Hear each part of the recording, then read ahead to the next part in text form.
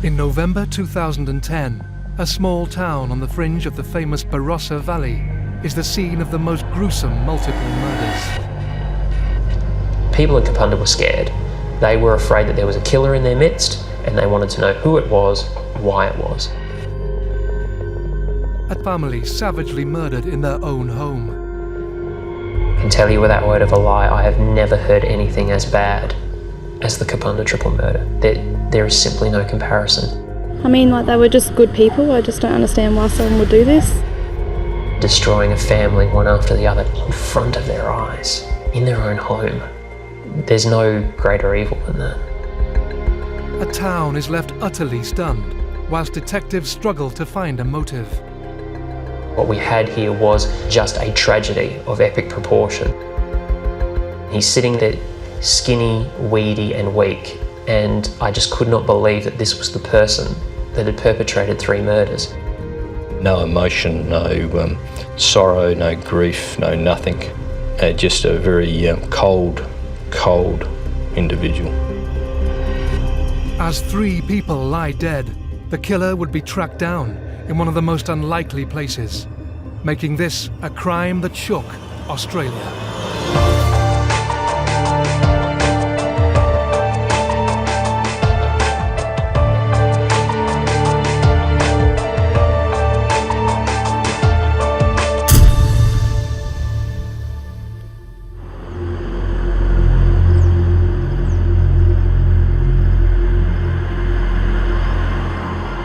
Kapunda, 80 kilometres north of Adelaide, is a small town once home to a bustling mining community.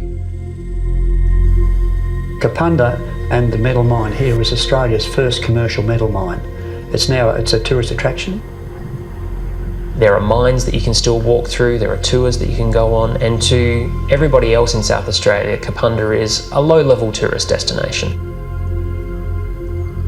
A little bit isolated as a result, and living that very stereotypical Aussie country life. You grow up with the group that you grow up with, you know them from birth through death, you take over a farm or you take over a business. On rare occasions you actually get out of the town and do something else, but you've always got that tie back there. And the bonds that form in communities like Kapunda are lifelong, sometimes whether you like it or not.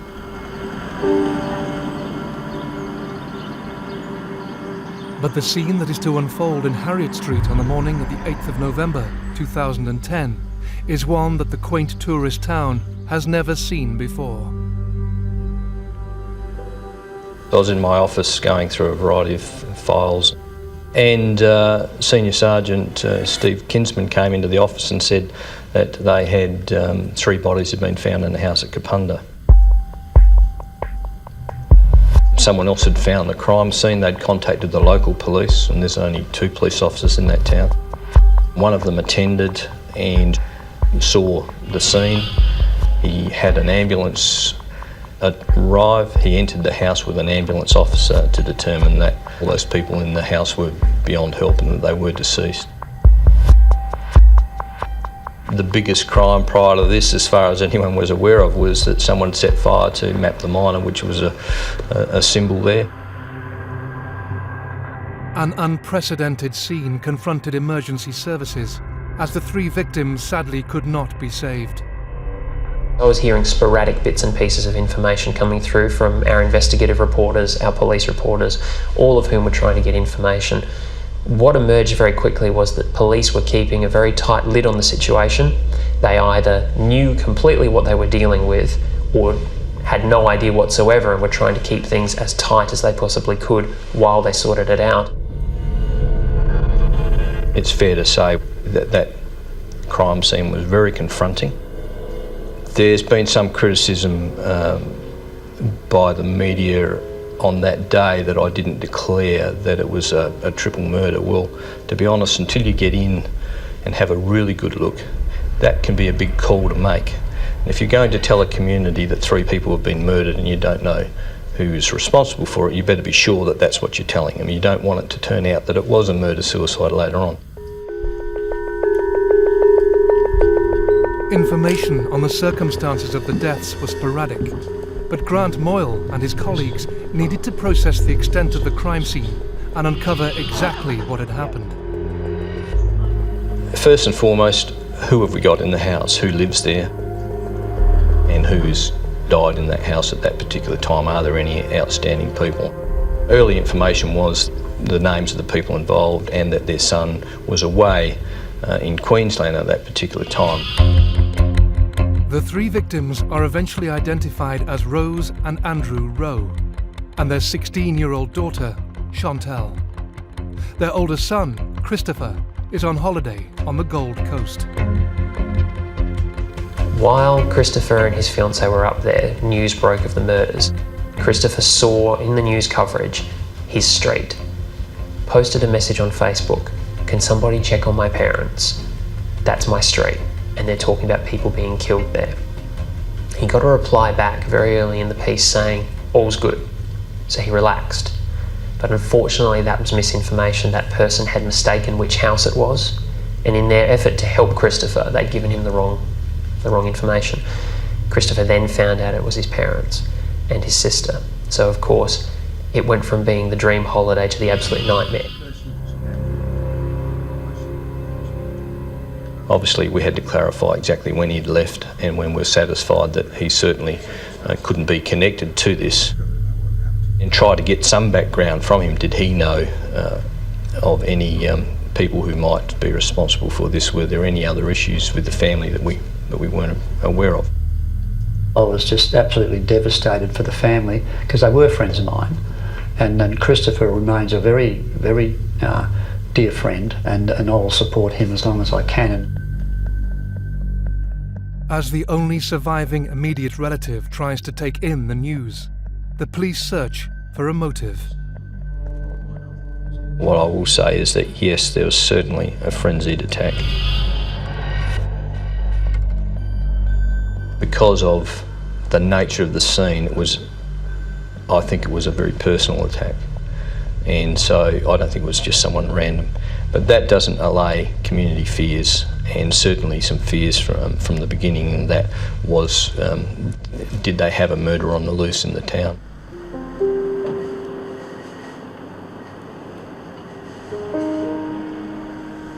The Rowe family moved to Kapunda just a few years earlier, with Andrew running his own carpet cleaning business, and by all accounts had settled well into the community.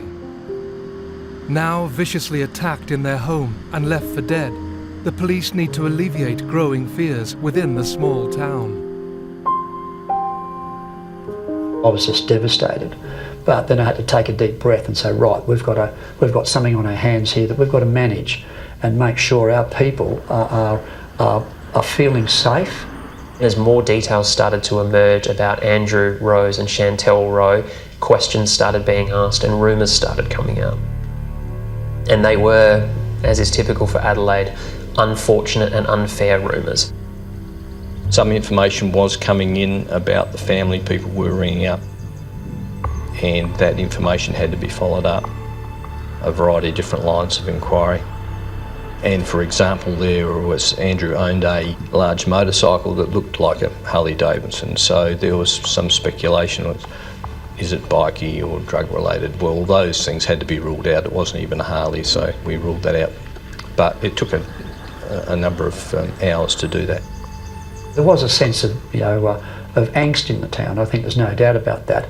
And like any smaller community, you're going to get the Chinese whispers and all of that. So that had to be managed also.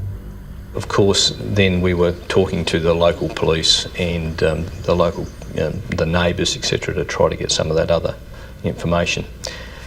That was done through door knocks of the area. As house-to-house inquiries begin and friends and relatives are questioned, an anonymous phone call is to reveal some alarming news. Some information came in through Crime Stoppers that a person had read a post on Facebook where a person had written that they had done something terrible, didn't know how they could live with themselves, they were very sorry, and words to that effect. And that person lived very close to this crime scene, and also we could establish a connection with the family. And we thought, is this the man? Is he confessing on Facebook?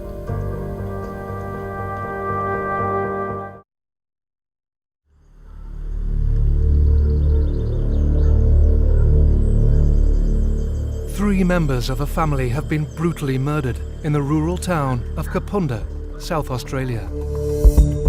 Rose, Andrew and Chantel Rowe have suffered horrific injuries in a brutal and sustained attack. Now police have discovered a message on a social network site that could lead them straight to the killer. A person had written that they had done something terrible, didn't know how they could live with themselves. Also, we could establish a connection with the family, and we thought, is this the man? Is he confessing on Facebook? So we very quickly then had to gather the troops. Officers raced to question the man about his message on the social networking site. We were all hoping that this was the answer, but you're never that lucky. As it turned out, yes, we did have a team go to the house he was spoken to, and it was clear that what he was talking about was a domestic argument, dispute that he'd had, and so we ruled him out. As news filters back that this isn't their man, Grant Moyle learns the true extent of the victim's dreadful injuries. Andrew and Rosemary have fought with the killer from the front of the house through to the back, and I would suggest fought valiantly during the attack. Chantel has suffered significant injuries. Chantel was stabbed 33 times, Andrew 29, and Rosemary 50 or more.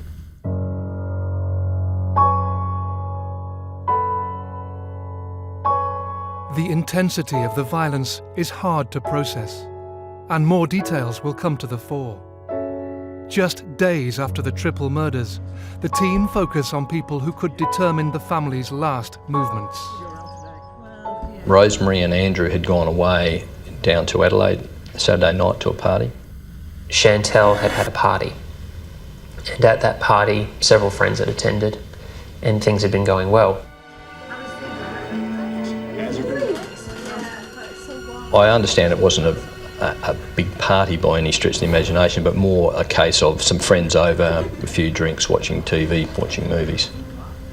We went and followed up and found those friends and interviewed those. Now, all of them were helpful. We didn't have any issues with any of them.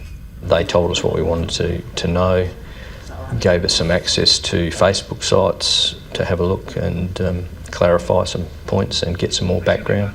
We did that.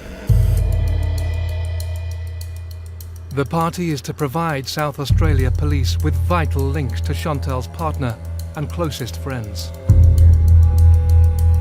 We spoke to the majority of those on the Tuesday, so the second day.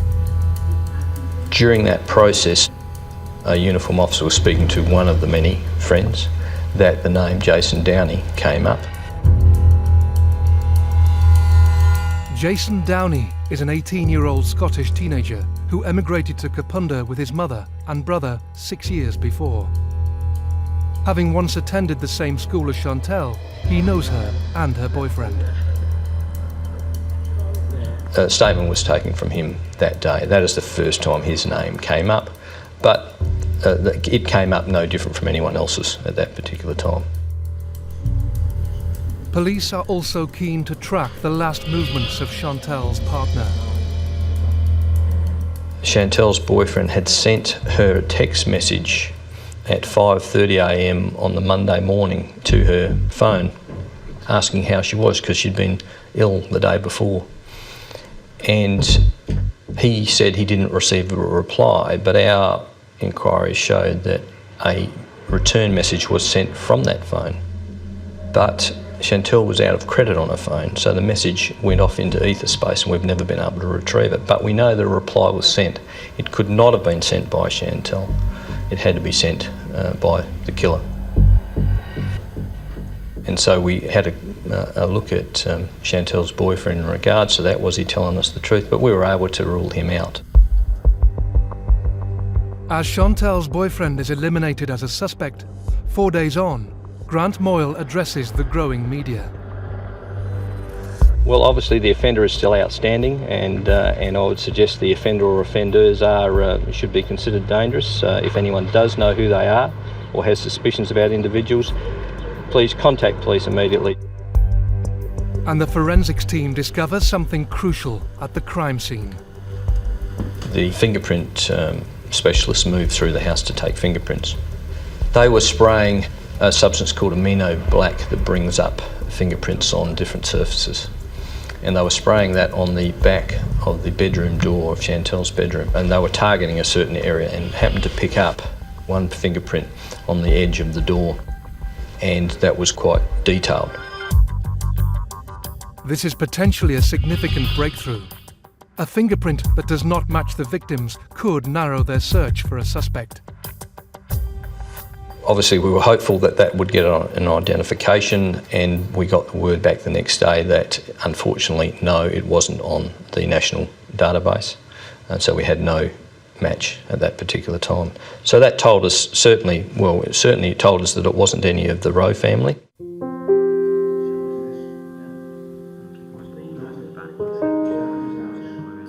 The lack of a match on their system could simply mean the person has no criminal record.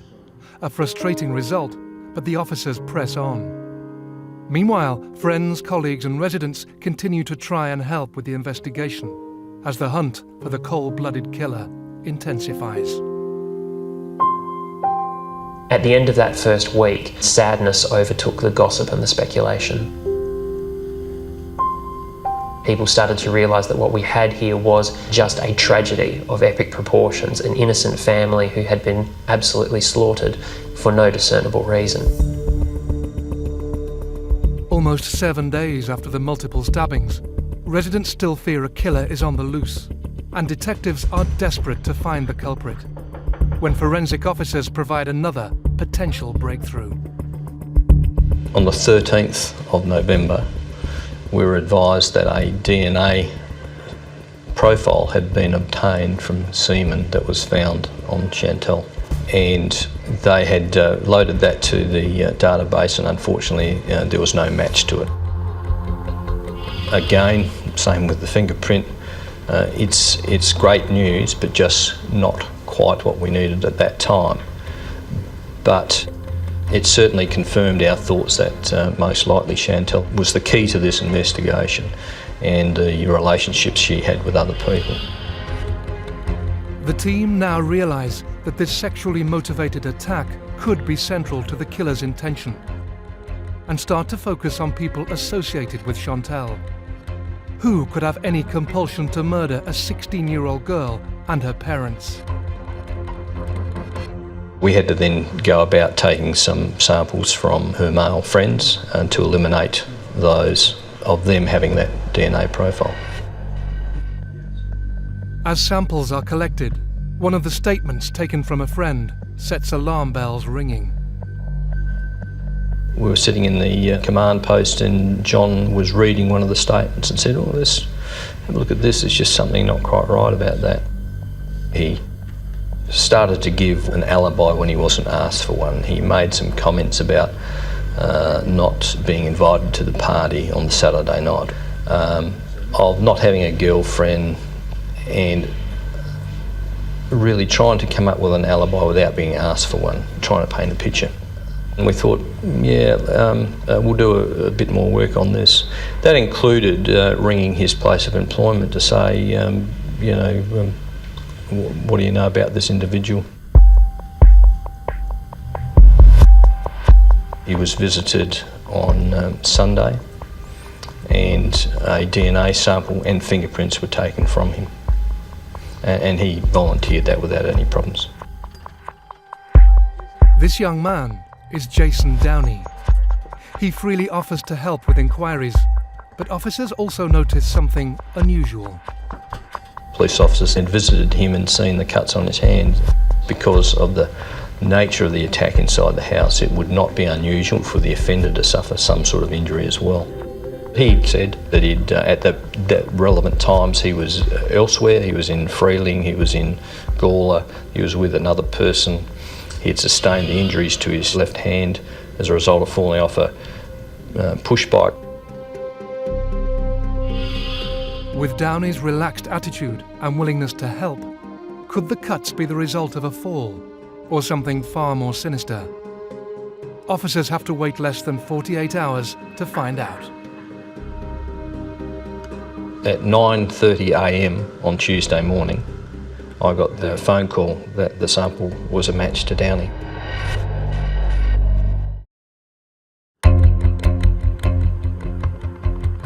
In the old mining town of Kapunda, just outside Adelaide, a vicious killer is yet to be caught.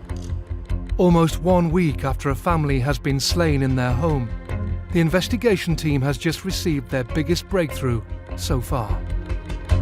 The sample was taken from Downey on the Sunday, and at 9:30 a.m. on Tuesday morning, I got the phone call that the sample was a match to Downey, which was just fantastic for us. This is the turning point in the triple murder inquiry. The swab taken from Jason Downey matches DNA found on Chantal.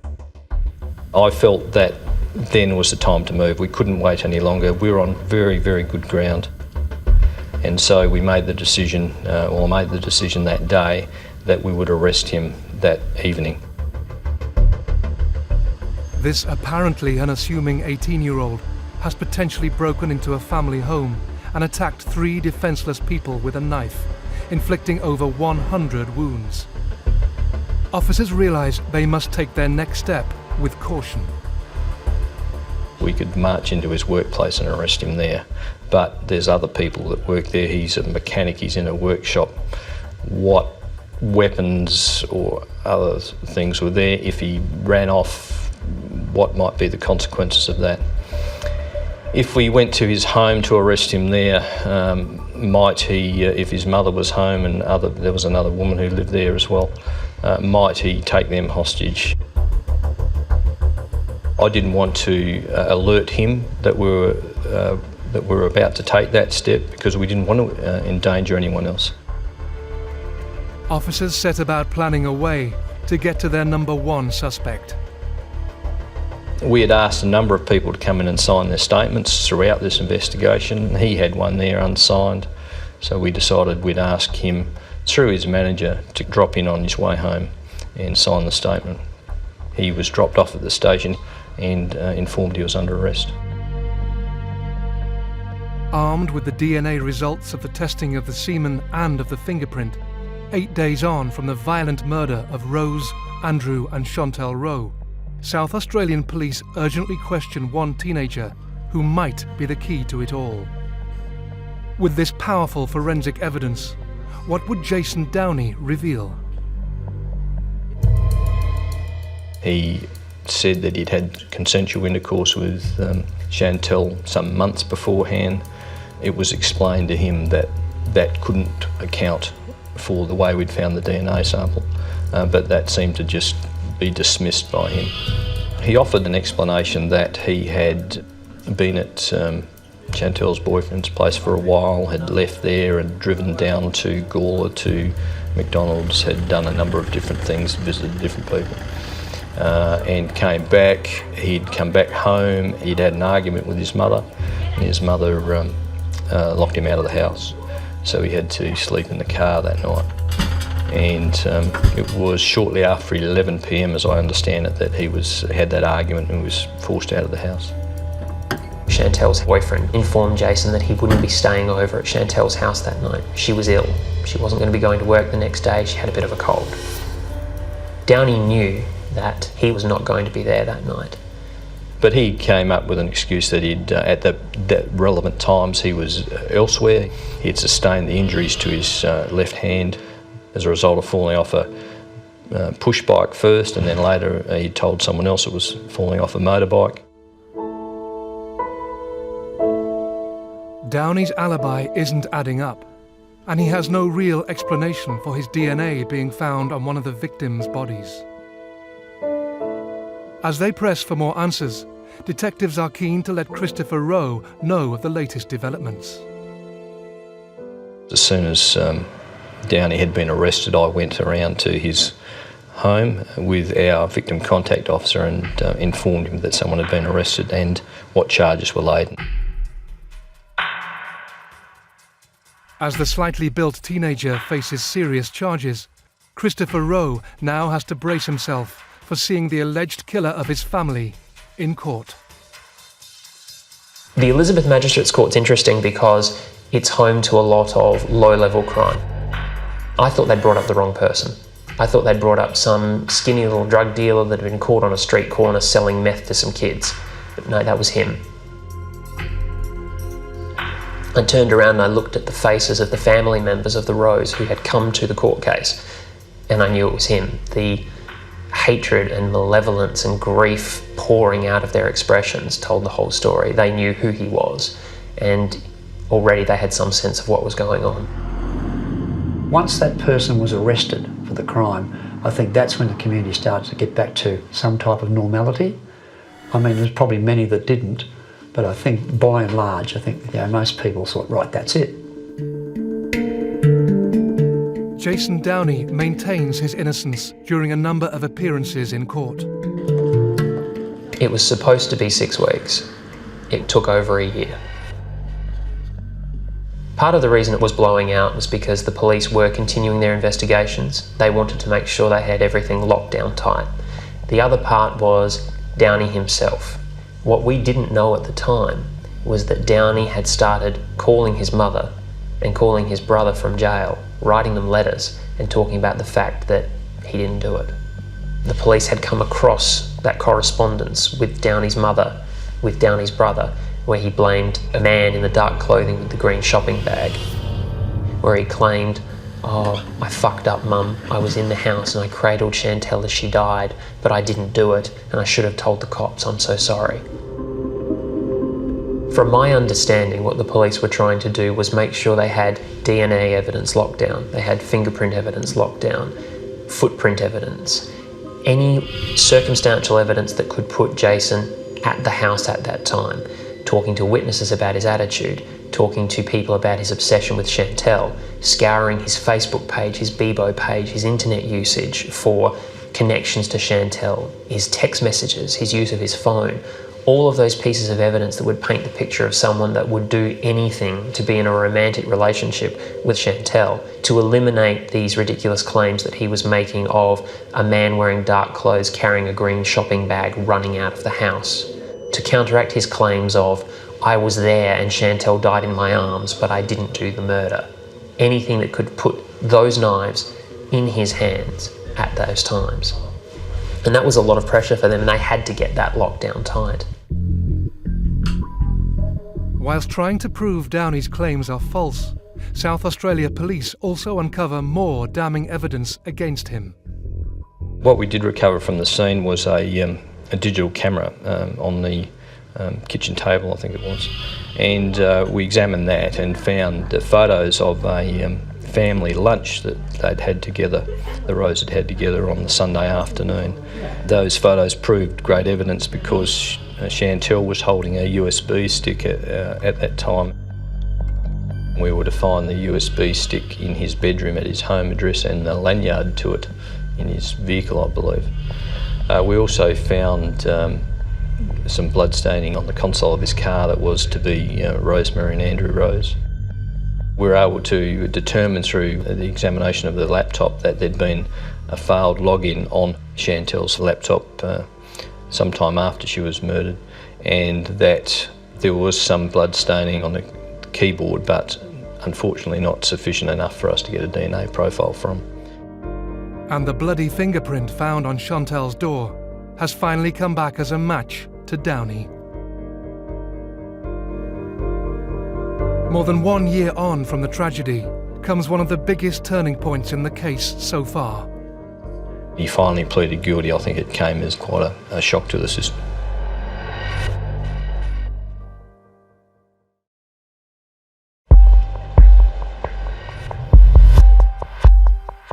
In one of the most horrific cases to hit South Australia, Jason Downey has been under the microscope as damning evidence links him to 3 of the most brutal murders ever witnessed in the country. It's something that I think everyone's going to have nightmares over for many years to come.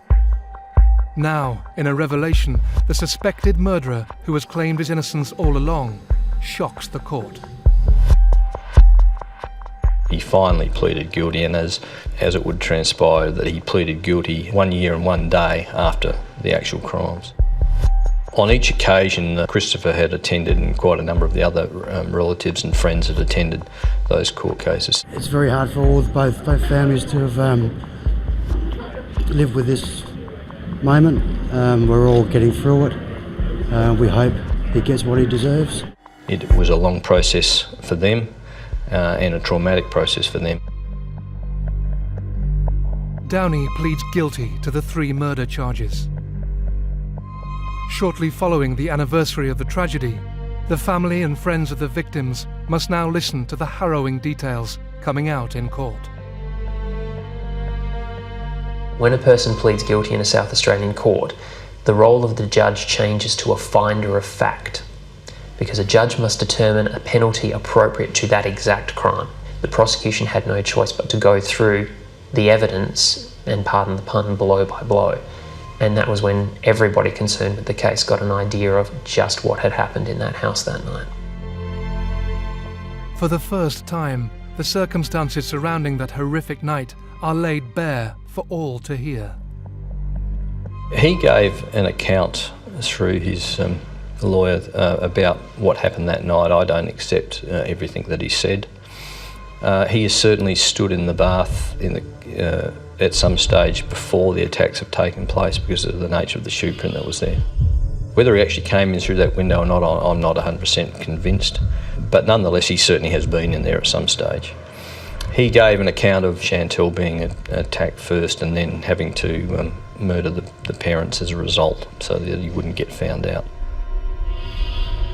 One of the knives from the Rowe family kitchen became involved, and Andrew was stabbed in excess of 20 times. He was stabbed so many times and with such force that pieces of the knife broke off in his body. There was then a confrontation, according to the court's accepted version of events, with Rose. And again, another knife was introduced. She was stabbed multiple times. She would go on to be stabbed in excess of 50 times by the time that the murder had concluded, but this was sadly the first set of stabbings for her. After they fell, the court ruled that Downey moved into the bedroom. The poor girl was underneath her bed bleeding from what's been described as a free-flowing wound and has been dragged back out from under the bed and further attacked.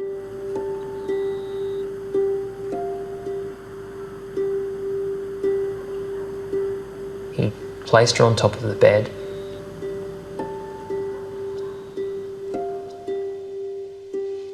He then continued to stab her.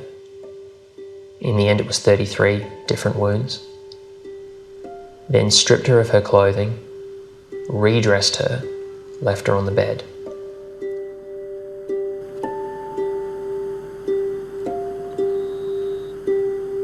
After a frenzied and prolonged attack, Downey feebly attempts to cover his tracks and then decides to continue his merciless rampage. The thing that has always struck me the most about this is that at least 2 members of that family knew someone they loved was being murdered while they were there. And she died having listened to both of her parents be killed and then undergoing that insidious torture herself. It just defies belief. After an initial attack, he has attempted to clean up some of the crime scene and he's attacked them again. And we know that by the nature of the crime scene. He tried to mop around Andrew and paused to stab him several more times. It's believed that he then noticed that Rose was still alive and was trying to make her way to the door. And he proceeded to deliver the last of the 55 stab wounds that she would receive until she was dead. At that point, Jason gave up on trying to clean up and left bloody sock prints as he ran out of the house. Nobody saw him leave. All that anybody heard was Rose screaming help 3 times and a noise like something falling over.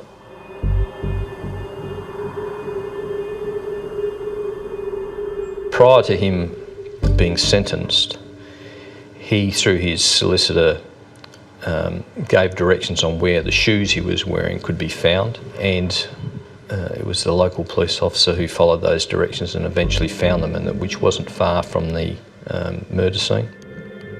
Then he tried to give directions on where he'd hidden his clothing, the weapons, and some clean-up items, because he cleaned up and took those items with him. We took him out of custody just before he was sentenced and spent a day travelling around that area. We were only ever able to recover some clothing of his.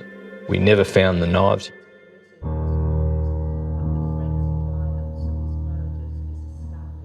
This detailed account of the level of violence has to be released for the court to hear.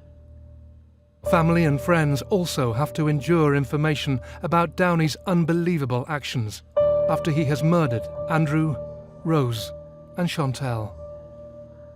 He's never shown any remorse throughout this whole process. I mean, if you look at his actions after the murder, the night, he's left the scene, he's gone off, he's disposed of his shoes, he's disposed of some clothing, he slept in his car that night. He's attended work the next day, albeit slightly late. Pretended he didn't know anything about it until supposedly hearing it on the news that afternoon, then feigning grief, having to go home early, and then not being able to work the next day because of his grief. And the cover-up doesn't stop there. Downey is also filmed attempting to show his alleged grief in a very public manner. He's laid a card and teddy bear at the back gate of the house where a lot of people laid tributes, and he's just played the normal local in grief about what has happened. Here's a way of people paying him attention, but I've got an excuse that I can go with to get me out of it, so that you don't think really that I'm the killer, but maybe you'll talk about me a little more. Buy a little grey teddy bear, one of the Friends Forever brand, take it, stop, pause, look longingly at the memorial, make sure you know that the camera's filming you at that point. It's like out of a movie scene. He was composing this in his head, that was his dramatic moment, and he was taking full advantage of it. But also it's an excuse, because if I went back there and left a memorial, clearly I didn't do it. He's mixed with these people during that whole week, even with Chantal's boyfriend. I just don't know how he could do that. This window into Downey's psyche is also evident from stories of his behaviour whilst in custody. He considered himself the big man, chest puffed up, walking around. I did the Kapunda triple murders. I did those killings. That was me. I was in court today. Big noting himself. Now, I'm sure some of that was fear, because again, 52 kilograms in a South Australian prison filled with pedophiles, bikers and killers, you'd want to be looking out for yourself very quickly.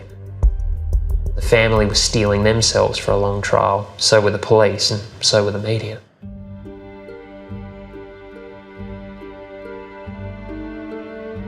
After a gruelling process lasting more than a year, with all the facts scrutinised, the judge finally delivers his long-awaited sentencing in one of the biggest criminal cases to hit South Australia. He calculated that Downey deserved a sentence of 35 years, one of the highest in South Australian history. Downey barely reacted again. It wasn't that he didn't care, I think he just didn't understand. I don't think he has the intelligence needed and the insight needed to understand how long 35 years really is. That it's longer again than he's been alive. And that when 35 years expires, he's not necessarily going to get out. For closure for the family and everything else, it needs to be. And he was obviously guilty. There's no question in my mind about that. The sentence provokes an emotional reaction from the victim's family. Please explain to me the justice in this. This is not a justifiable offence. He cannot return my family to me, so why should he have the right to any definition of life? He pleaded guilty on this occasion and strung it out as long as he could, because he knew the evidence against him was overwhelming. Not because he felt bad for what he did, but he knew, what's the point now? If I plead guilty now, I'll get a discount to some degree, which he did. As the family tried to process the outcome of the sentence, Sean Fuster learns of another rumour that threatens to cause even more pain.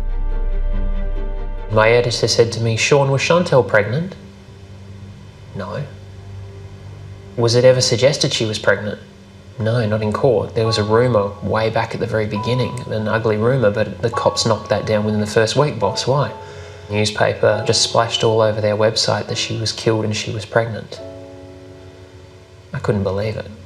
I thought, this family has dealt with enough. And I went tracking down the stringer that had written it.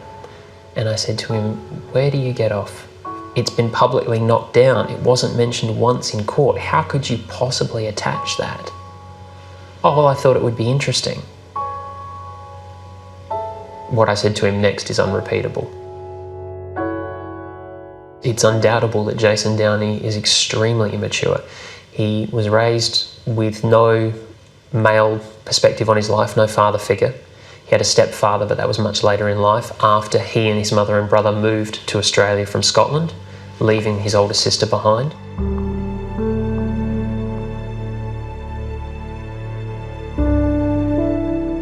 As Downey begins his sentence of more than 3 decades without his freedom, he decides to write a letter attempting to apologise for his crimes. The biggest sign of Jason's immaturity was the letter that he wrote, which to my mind is the single most inexplicably inadequate apology that's ever been committed to paper. It's juvenile. The handwriting is juvenile. There are loops for eyes, there are missing words, there are random capitalizations, there are spelling mistakes all through it. And he apologises for my recent actions and how sad he is that he no longer has a car and a career. There's no perspective, there's no insight. He may very well be sorry in a limited way, but he doesn't understand fully what he's done. Just that incredibly blinkered, narrow understanding of what he's done and the tragedy that he's perpetrated. I think, in due respect, there's a lot of hurt out there that we didn't know about. A lot of people probably grieving a lot more than we suspect, and probably still are. And that's why we have this ongoing, respect, and we're careful in how we go about talking to anybody in relation to it now. The lives of Chantal, Rose and Andrew Rowe have been taken in the most cowardly and unimaginable way. The murderer is to serve the majority of his adult life in prison. But for those left behind, the main question still lingers. Why did Downey go to the lengths of killing a mother, father and their young daughter? His goal was to have Chantal, whether that was emotionally, whether it was physically, whatever it took. Being confronted by Andrew, probably being told something along the lines of "get out, you little freak," or "what the hell are you doing in my house?" being questioned, caused the snap. I don't think this was premeditated in the sense that he went there with the intent to kill, but he was prepared to do whatever it took to make Chantal his that night, up to and including murder in a way that he hadn't prepared for, consciously, but something in him was clearly prepared to do. His lawyer said to the court, "I can't give Your Honour an explanation for what happened. My client doesn't remember it. He snapped into a fugue state." And the court has to ask itself how a person of his size, of his nature, with no criminal record could possibly do something like this. The prosecution had a very easy answer for it. It's very simple, Your Honour, he's a liar. He's a liar and he's a coward and he's a vicious brute. That's it. The motive's as old as time itself, simple jealousy, and he snapped.